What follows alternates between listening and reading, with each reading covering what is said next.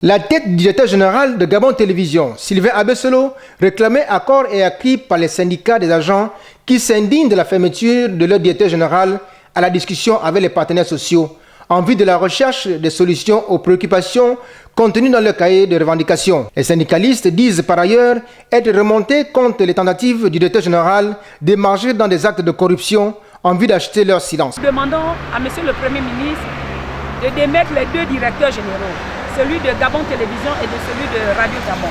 Pourquoi? Parce qu'ils refusent de dialoguer. Le problème de l'ARAC ne les concerne pas. En quoi sont-ils impliqués? Puisque depuis plus de 2 ans, aujourd'hui, ils ne perçoivent presque rien. Ils sont la bouche bée, ils nous font travailler. Nous avons des arriérés de frais de production et des cachets. Ils ne les payent pas.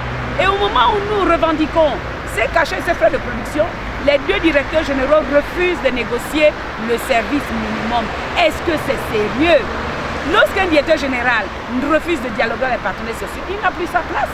Nous demandons au Premier ministre de démettre ces deux directeurs généraux. Et d'ailleurs, nous vous présentons la preuve que celui de Gabon Télévision nous a tenté de nous corrompre.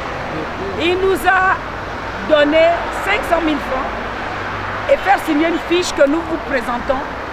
Et nous avons décliné cette offre et l'argent a été partagé hier en pleine Assemblée générale. Celui de la radio, c'est la même chose.